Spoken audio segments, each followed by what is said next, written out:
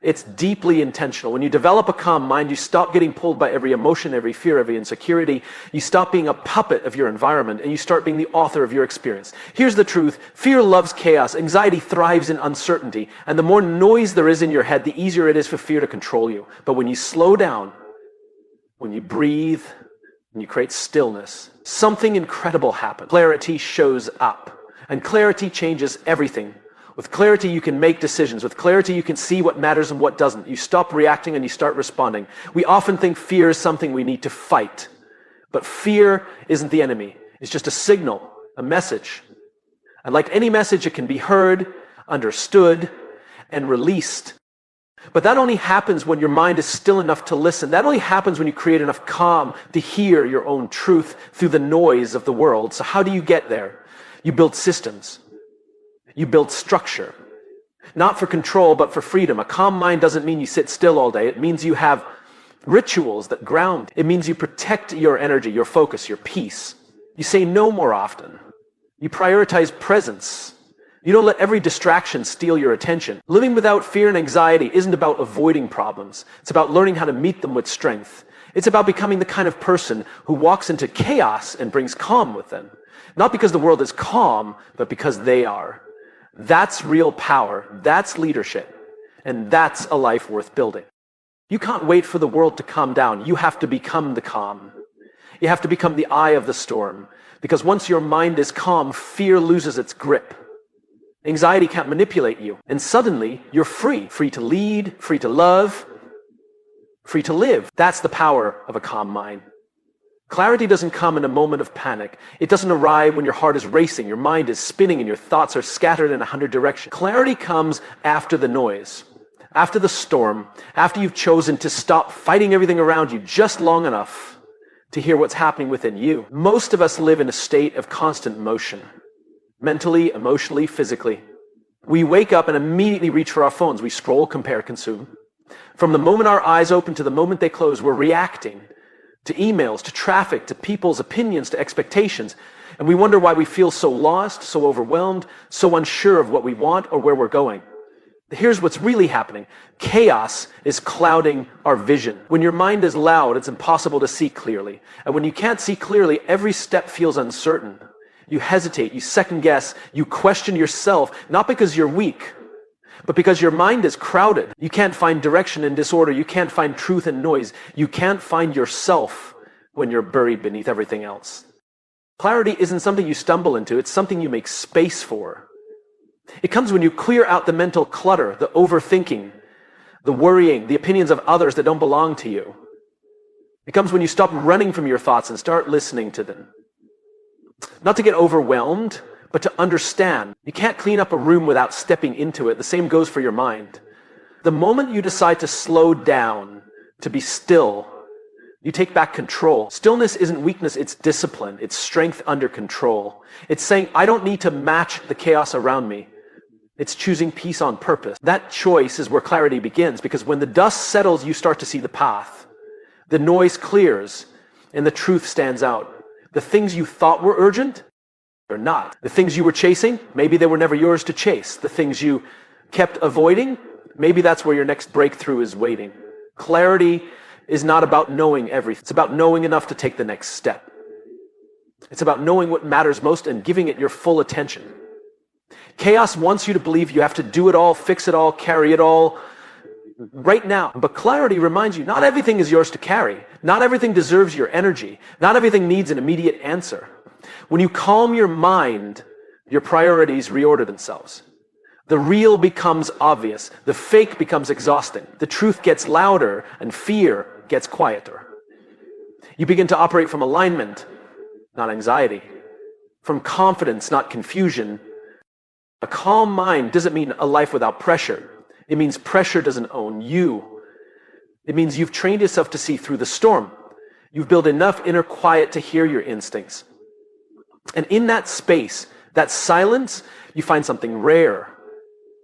Direction. So if you're feeling overwhelmed, confused, or unsure of what comes next, don't rush. Don't force clarity to come. Create the conditions for it. Step back, breathe, journal, reflect, go for a walk without your phone.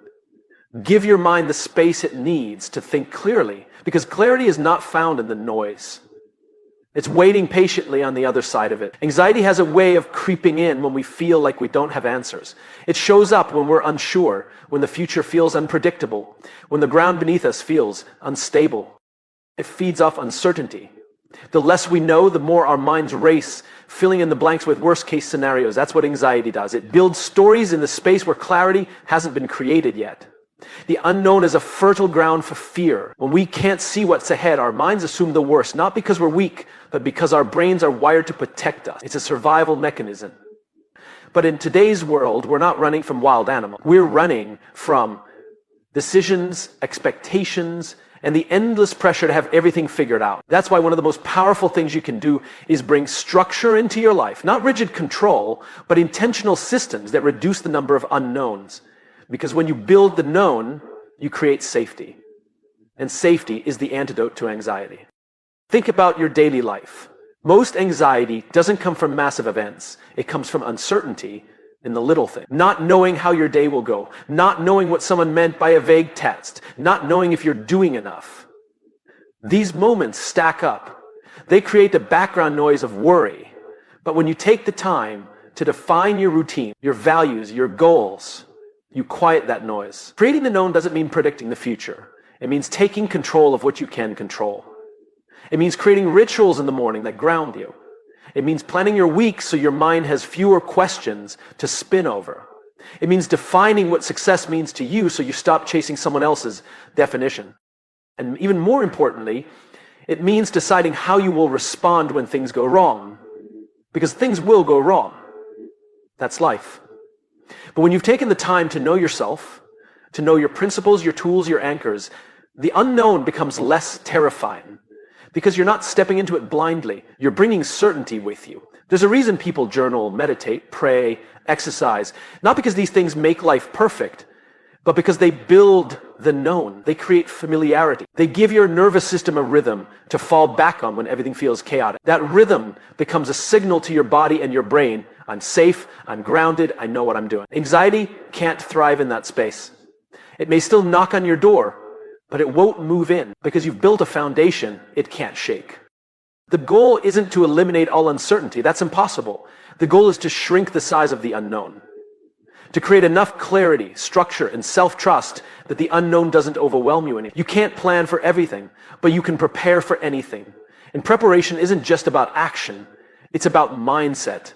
It's about knowing who you are, what matters to you, and how you'll handle life when it doesn't go as planned. That's how you reclaim your power. You stopped giving all your energy to the things you can't predict and start investing it in the things you can build. Your habits, your mindset, your boundaries, your support system, those are the knowns. And when they're strong, you'll walk into the unknown with steadiness, not fear. Anxiety isn't always loud. Sometimes it's a subtle hum in the background, a constant unease that we can't quite explain. We feel it when we wake up and don't know what the day holds. We feel it when we're waiting for a reply, when the future feels blurry, when we're unsure of what's next. That's because anxiety thrives in the unknown. It feeds off uncertainty. It expands in the absence of clarity. And in today's world, there's no shortage of unknowns.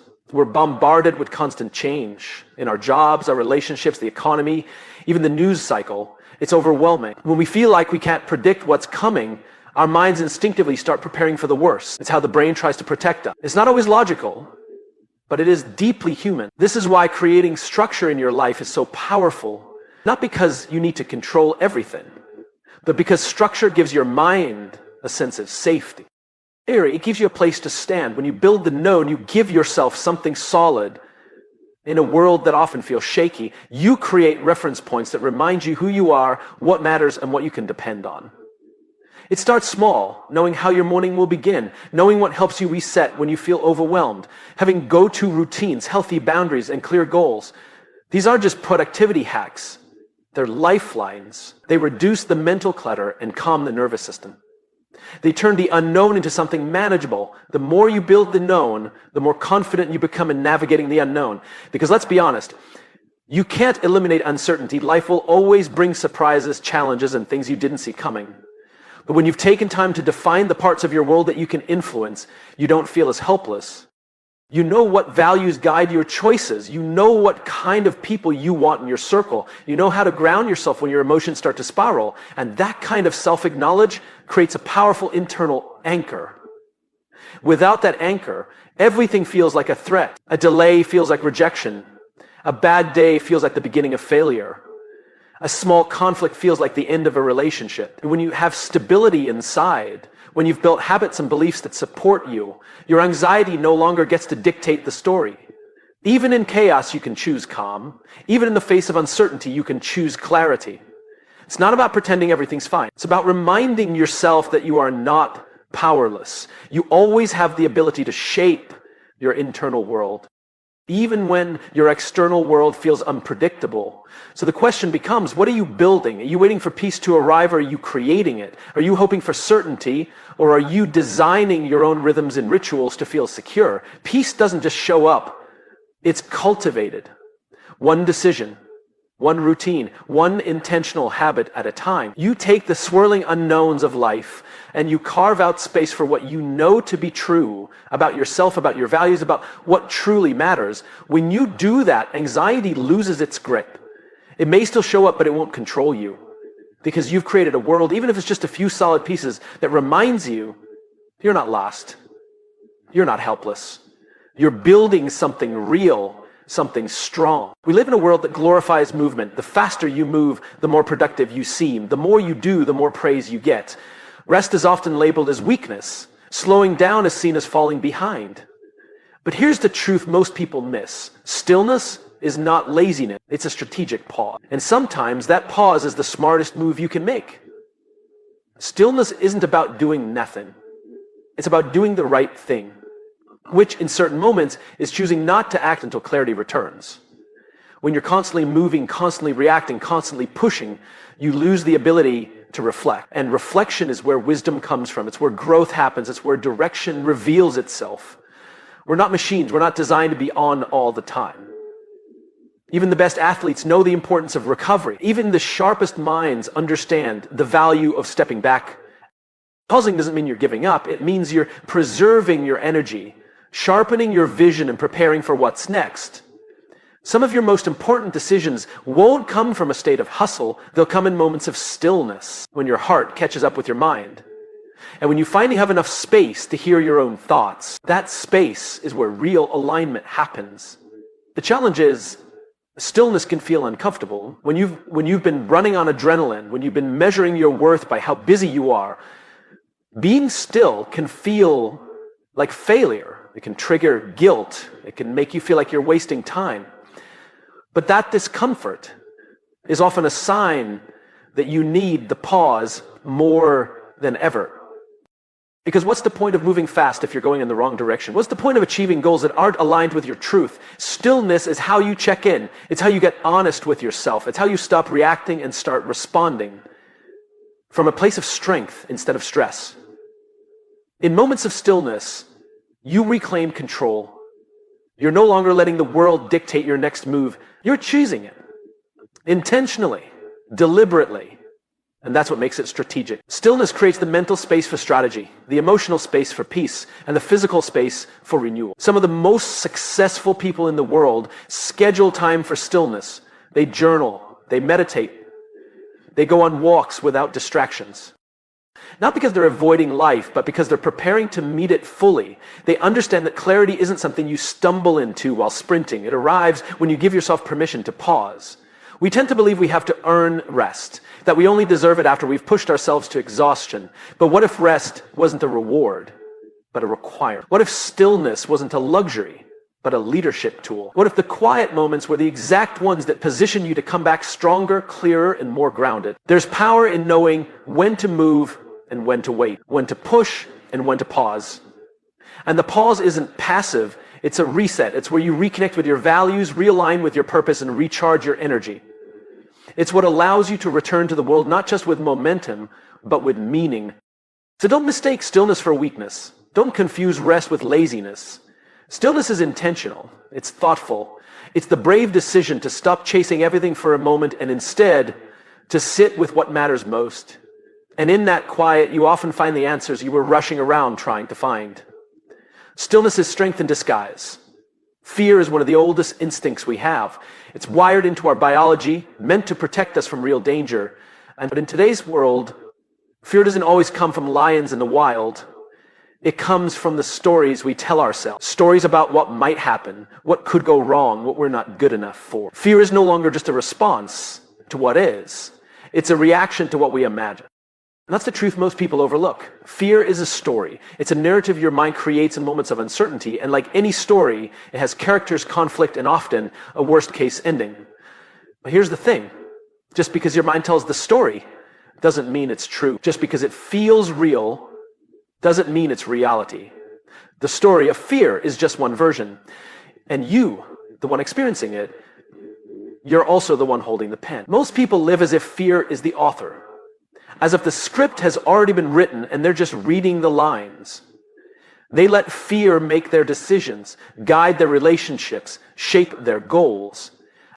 They stop before they start. They settle for less. They shrink their lives down to what feels safe, not because they want to, but because the story of fear is so convincing. But here's what changes everything, realizing you can rewrite it. You don't have to believe everything fear tells you. You can question it. You can pause, take a breath, and ask, is this fear protecting me or limiting me? Because sometimes the thing you're afraid of isn't a threat. It's a threshold, a doorway to something better. And the only way through is to challenge the story that says you can't. Fear often starts its story with what if? What if I fail? What if I'm not good enough? What if I lose everything? But courage rewrites those lines with new questions. What if I succeed? What if I'm more capable than I think? What if this leads to something greater than I ever imagined? That's the power of holding the pen. You get to choose the narrative you live by. You get to edit the script. You get to decide what kind of character you are, the one who backs down or the one who steps up. Not because you're fearless, but because you're the author. And authors don't wait for permission. They create meaning out of mess. They turn doubt into dialogue. They move the story forward even when they're uncertain how it ends. Think about it. The most powerful people in the world aren't those who never feel fear. They're the ones who recognize it, name it, and keep writing anyway. They don't let fear write the final chapter. They take back the pen. And that changes everything. So the next time fear starts telling you a story, stop and listen. But don't just listen. Answer back. Write your own version. One where you try. One where you grow. One where you lead, love, speak up, show up, even if your voice shakes. You don't need to be fearless to move forward. You just need to stop letting fear be the author. The power is in your hands. The story hasn't ended yet. Fear may begin the story, but it doesn't get to finish it. You do. You have the pen. Use it. Courage isn't always loud. It doesn't always come with a dramatic gesture or a bold announcement. Sometimes courage is quiet. It's steady.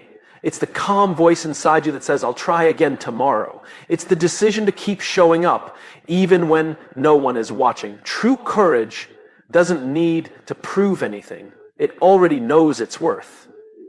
We often mistake bravado for bravery, the loudest voice in the room, the biggest ego, the person who seems fearless.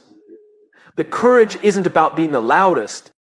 It's about being the most grounded. Loud bravado is often a mask, a cover for insecurity. Quiet confidence, on the other hand, comes from deep self-trust. It's built on knowing who you are and what you stand for, even if the world doesn't see it yet. You don't have to shout to be strong. Real strength is often soft-spoken. It's found in the moments when you choose to respond instead of react. When you walk away from what doesn't serve you. When you admit you don't have all the answers, but you're willing to learn.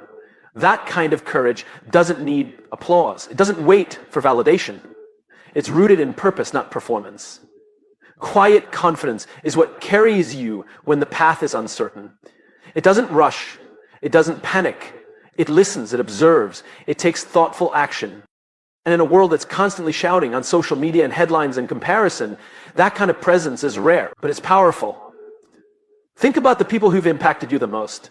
The mentors, the leaders, the friends who made you feel safe and seen. Chances are they weren't the ones trying to dominate the room. They were the ones who made space for others. The ones who led with humility, who didn't need to be the center of attention to make a difference. That's what real courage looks like. It uplifts, not overshadows. Quiet confidence is also about resilience. It's the kind of courage that doesn't crumble under pressure, because it's not built on image, it's built on truth. When things fall apart, bravado gets loud, defensive, chaotic. But quiet confidence stays centered. It adapts. It doesn't break because it was never pretending.